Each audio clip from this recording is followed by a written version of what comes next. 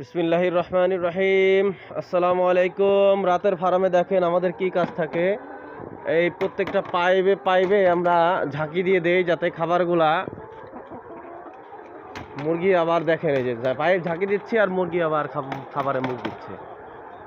তো লেয়ার মুরগিতে অনেক যত্ন নিতে হয় মুরগিকে, আর যদি মুরগিকে যত্ন না নেন তাহলে কিন্তু লাভবান হতে পারবেন না। দেখা যাবে মুরগি অসুস্থ হবে, মুরগি দ্রুত ডিম দেওয়া বন্ধ করে দেবে। মুরগিকে যত যত্ন নেবেন মুরগি ডিম তত লং টাইম দেবে, অনেক বেশি সময় ডিম দেবে। সুতরাং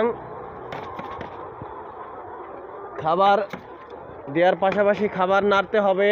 খাবার সন্ধ্যার পরে রাতের শেষ অংশে খাবার এরকম ঝাঁকি দিয়ে দিলে কিছু খাবার যা থাকবে এগুলা খাইয়ে ফেলবে মুরগি। সকালে বাসি হওয়ার সম্ভাবনা নাই খাবার।